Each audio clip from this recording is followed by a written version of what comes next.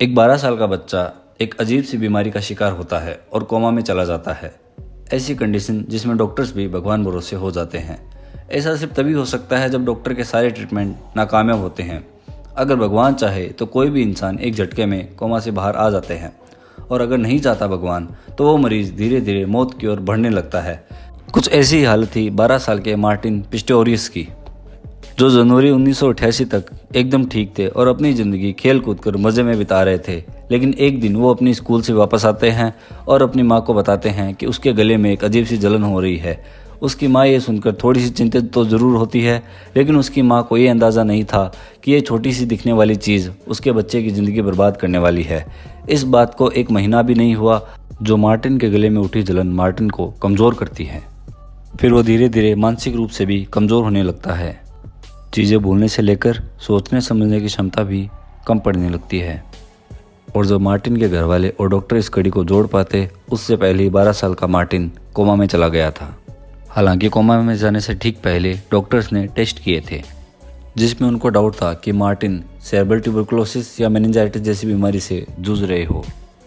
लेकिन असल में मार्टिन किस बीमारी का शिकार हुए, डॉक्टर्स भी इसका पता नहीं लगा पाए। वहीं दूसरी ओर जो मार्टिन पहले ही कोमा में थे, उनकी हालत में सुधार नहीं हुआ। डॉक्टर्स ने मान लिया था कि अब जो कुछ भी होगा भगवान की मर्जी से होगा।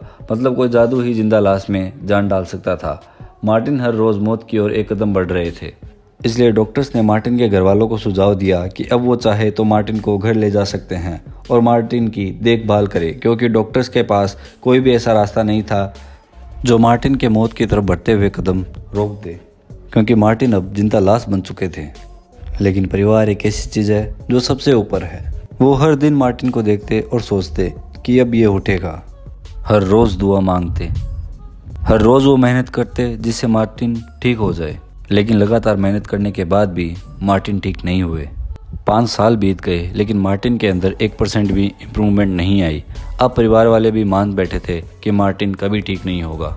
उनके परिवार वाले अब ये दुआ मांगते थे कि मार्टिन को इस दर्द से मुक्ति मिल जाए।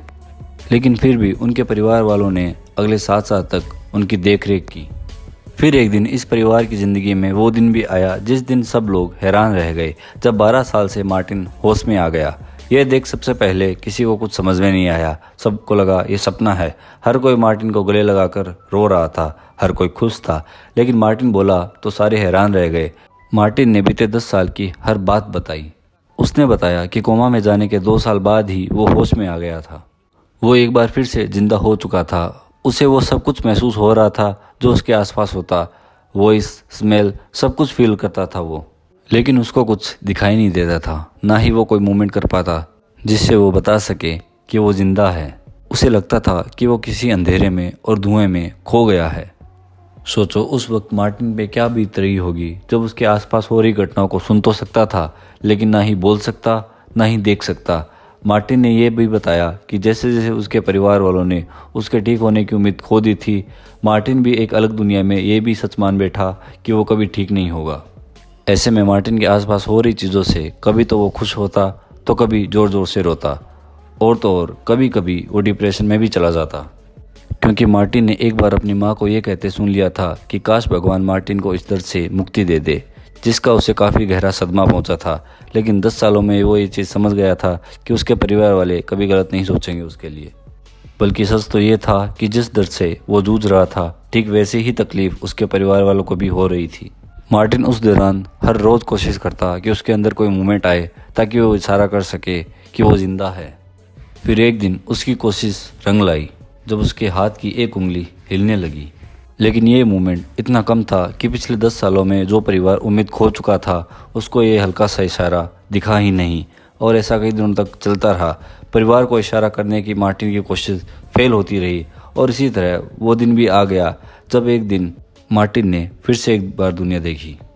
वो दिन जब मार्टिन होश में आकर अपने परिवार वालों को अपनी आप बीती सुनाने वाला था। इस दिन की शुरुआत तब होती है जब मार्टिन का उपचार कर रही एक भौतिक चिकित्सक ने मार्टिन की रिपोर्ट में कुछ अलग पाया, जो पिछले 12 सालों में कभी नहीं हुआ, जिससे यह पता चलता था कि मार्टिन होश में था। जब भौतिक चिकित्सक ने यह बताया कि मार्टिन ने मूवमेंट शुरू कर दी है, उसके शरीर में दोबारा जान आ चुकी है, उससे ये कन्फर्म हुआ कि रिपोर्ट में जो भी लिखा है वो सच है। मार्टिन को तुरंत हॉस्पिटल में एडमिट किया गया ताकि उसे बेहतर इलाज मिल सके, जिससे वो इस कैद से आज़ाद हो जाए। कुछ दिनों के इलाज के बाद मार्टिन में मूवमेंट और भी ज़्यादा बढ़ गई। मार्टिन के अंग हिलने लगे थे। धीरे धीरे वो समय भी आ गया था जब मार्टिन उठने भी लगे और व्हीलचेयर की मदद से इधर उधर चलने भी लगे। लेकिन अभी तक एक परेशानी थी, जो था उनका ना बोल पाना। इसका इलाज मार्टिन की माँ ने किया। मार्टिन की माँ ने एक खास सॉफ्टवेयर डेवलप किया जिसकी मदद से एक आर्टिफिशियल आवाज़ से मार्टिन बात कर सकता था। मार्टिन की ज़िंदगी जो पहले ही एक खूबसूरत करवट ले चुकी थी, अब समय था कि मार्टिन वो सब कुछ करे जो उन्होंने पिछले 12 सालों में नहीं किया था। मार्टिन ने सबसे पहले अपनी पढ़ाई कंप्लीट की थी। समय के साथ मार्टिन पूरी तरह नॉर्मल हो रहे थे। मार्टिन ने एक नोवेल भी लिखी थी जिसमें उन्होंने अपनी आप बीती बताई, जिसका नाम मार्टिन ने घोस्ट बॉय रखा। इस नोवेल को 2011 में पब्लिश किया गया, जो कि अपने समय में बेस्ट सेलिंग नोवेल बनी थी। दोस्तों, आज के वीडियो में इतना ही। उम्मीद करता हूँ आपको वीडियो पसंद आया होगा। अगर आपको वीडियो पसंद आया तो लाइक करें, शेयर करें और हमारे चैनल को सब्सक्राइब करें।